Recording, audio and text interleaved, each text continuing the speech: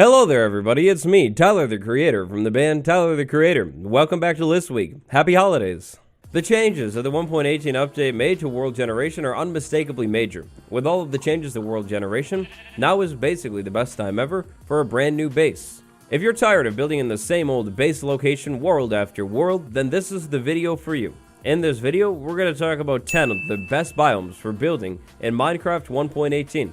What biome do you usually set up your base in? Drop that down in the comments. While you're headed down there, make a quick stop at the like button. Really helps out. Appreciated big time. And subscribe. If you aren't subscribed, you're missing out huge time.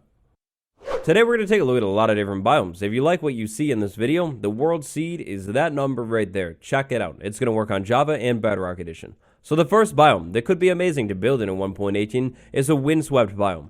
Now the windswept biome, it's kind of like amplified in normal generation. It's going to be a little bit more of a challenge to build in. Windswept terrain can get a little bit more crazy for sure, like this right here, and actually that over there, I'm pretty sure that's windswept as well.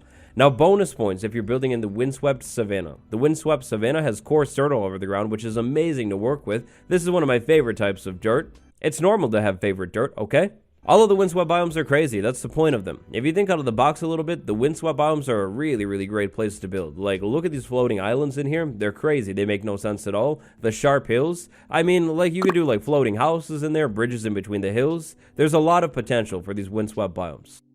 Minecraft 1.18 introduced 8 brand new biomes to the game. 2 of those biomes are under the ground, they're cave biomes. 6 of those biomes are mountain biomes. One of the best looking mountain biomes by far, and an amazing spot for a base, is definitely got to be the Frozen Peaks biome. So here's a really good looking Frozen Peaks biome inside of this world. Look at this thing, ice all over the place, snow all over the place. They're completely different blocks. Usually the ground is not made up of like light blue and white blocks. I like the different vibes here.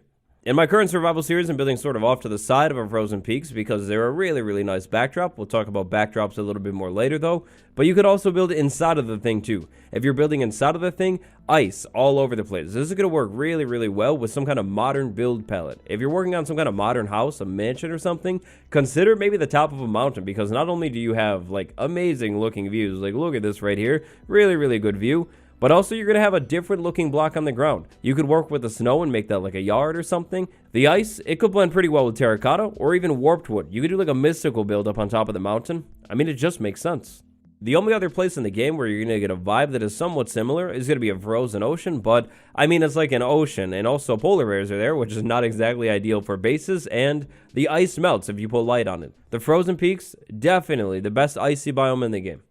There are 2 old growth biomes that are pretty similar. You could sub either one of those in for this next spot. We're going to go with the old growth spruce taiga because that's what this is here, but you could also go with the old growth pine taiga. So the old growth spruce or pine taiga, they're these biomes right here, the mega taiga biome. You have coarse dirt on the ground, amazing looking dirt, we already know about that. You have the boulders all over the place, mossy cobblestone on the ground, like just right off the bat. Yeah, that couldn't get any better. And then you have these gigantic trees. These huge trees are great for an immersive world. These are like realistic sized trees. Personally, I feel that unlike a lot of the other trees you'll be able to find in the game, these gigantic spruce trees kind of make sense. I mean, think about like your average house. It's going to be like maybe 5 or 6 blocks tall. If the trees are all shorter than it, it's going to look a little bit weird. Trees being shorter than the house, yeah, you probably shouldn't have a problem with that here. Look at these trees. This forest right here, clear out even just 3 of these trees and you'll have loads of the best type of wood in the game. And you have a forest environment that just makes sense and looks so cool. More so than ever before, backdrops are a big part of the game. If you're going to set up your base, why not set it up in an area where you have like an amazing looking backdrop? This next one is a very specific spot. So a plains biome. Plains biome, this is where it fits in the list. They're consistently a great biome for building. Everything is like kind of neutral here. You have this grass zone right there. The plains also usually has big flat open areas for building. Great for cities. To switch things up a little bit here though, what I'm really putting at this spot on the list is a plains biome with a mountain backdrop. From my experience, this situation is actually relatively easy to find.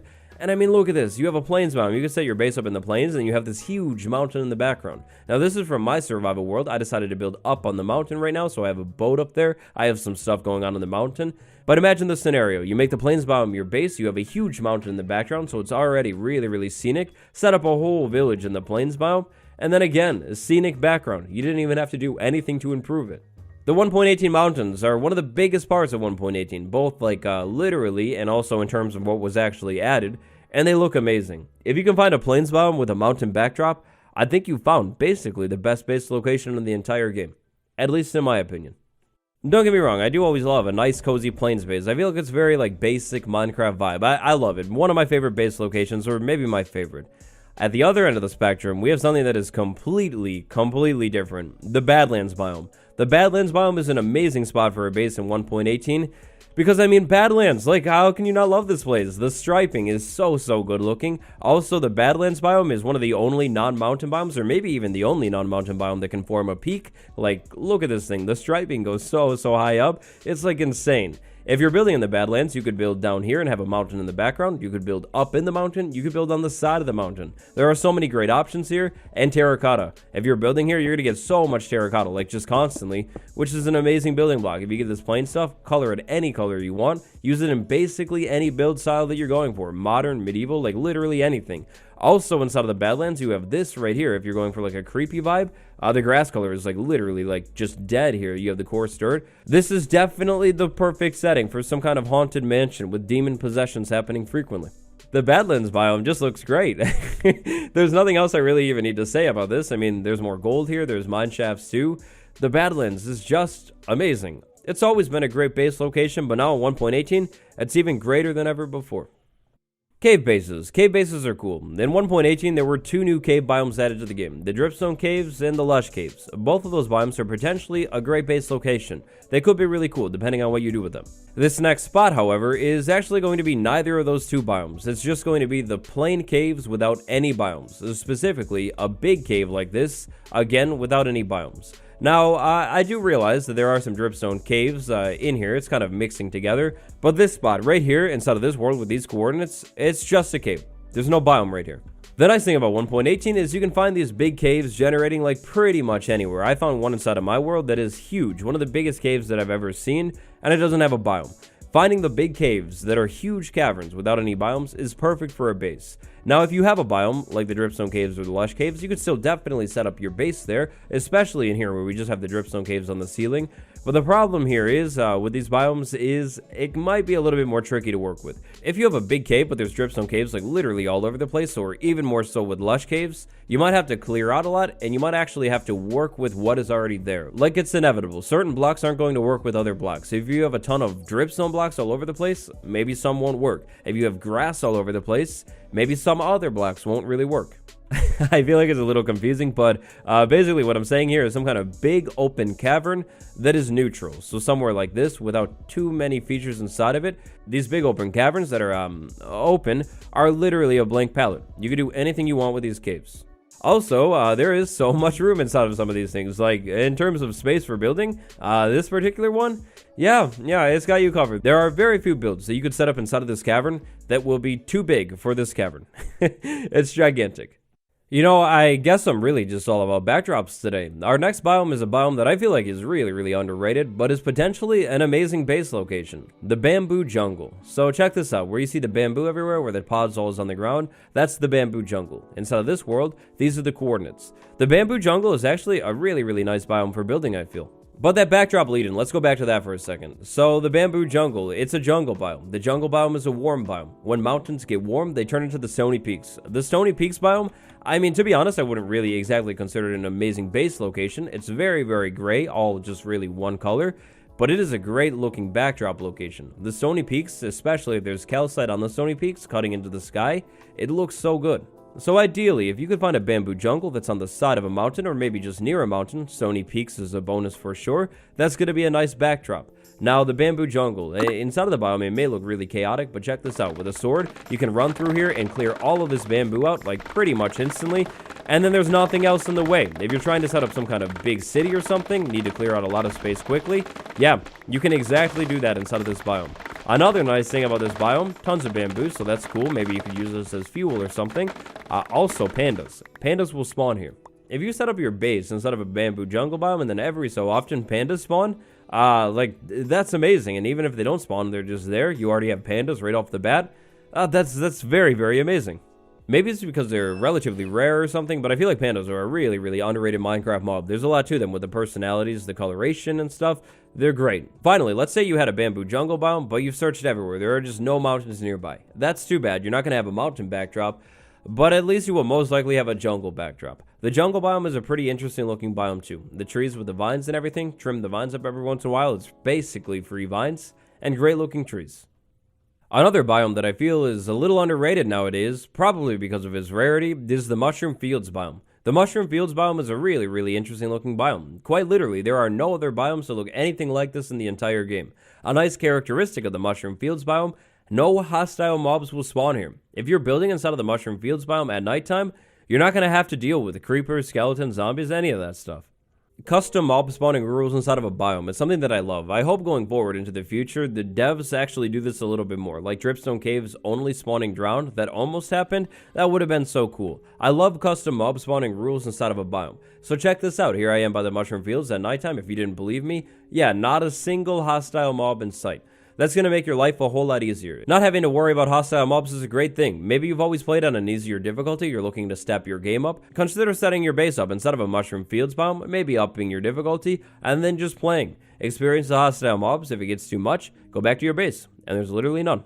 When it comes to 1.18, realistically, I don't think there were very many changes to this biome, other than, of course, the whole generation change, so it's still going to look pretty familiar if you built here before, which could be good or bad. Also, the mushrooms, they're insane, they're crazy, they make like no sense at all. If you like to build in build styles that are kind of unrealistic, they don't really make very much sense at all, this is a great spot for those kinds of builds. It literally makes no sense. Like, look at the cow. The cow has mushrooms growing on it. Yes, the snowy slopes. The slopes that are snowy. Another brand new mountain biome in 1.18. The snowy slopes biome, in my opinion, is a great biome for building. Typically, the snowy slopes biome is going to be a little bit higher up, which means you're going to have good views of the distance. So this snowy slopes biome is right here inside of this world. Good view. Also, remember that whole plains biome backdrop thing I was talking about? Well, right here it's happened. Huge mountain over there, and then on the other side, another huge mountain. Look at the sun coming through here because of the shaders. That looks so good. Snowy slopes biome. The one thing you're going to have to watch out for in the snowy slopes is powder snow. All over the place. Powder snow will generate in this biome, and sometimes it can get pretty deep. You're going to have to either watch out for that stuff or clear it out, but once you've done that, the snow all over the place is literally a blank canvas. Again, a modern build would look really good here, but really, to be honest, any type of build would look great inside of this biome. It's a blank canvas. To make your build feel a little bit more complete in this biome, because the floor is like basically one block, you might have to do a little bit more terraforming than you would in other biomes, but it's still a really nice spot to build a base. Jungle biomes, I love them. They're really interesting looking. The grass color is great. The trees are pretty interesting. This next jungle biome is the sparse jungle biome. The sparse jungle biome is basically the equivalent of the jungle edge biome. It's a jungle, but there's not too much jungle, which is going to make it so much easier to work with off the bat. So right here, we have a sparse jungle. Over here, we have a sparse jungle. If you're playing on Bedrock and you can't exactly figure out the biome name, the characteristic of this biome is going to be that warm green grass color and jungle trees, except not jungle trees. The jungle trees being spread out means less to cut down, means easier to work with. I like to build cities, which means I like a good open area. The sparse jungle biome typically is exactly that, a good open area. Now, of course, sometimes it can get a little bit more hilly, sometimes it'll be a little bit more flat. If you can find a flat area, that's going to be great for building.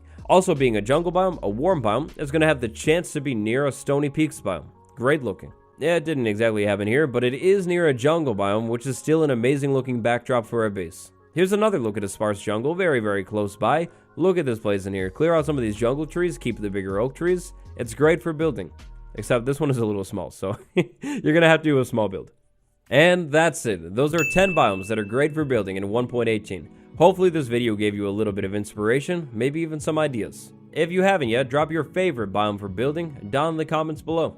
If you enjoyed this one, consider dropping a like. It's Destroy Like December, and it helps the video out huge time. To help yourself out huge time, consider subscribing. I post more content all the time, just like this right here. I'd like to send a huge thank you to my patrons, Alan N., Andrew H., Sear the Black Swan, and Fish in a Beanie. Thank you so much for the support. Thank you all for watching. I hope you enjoyed. I'll see you tomorrow. Goodbye, everyone.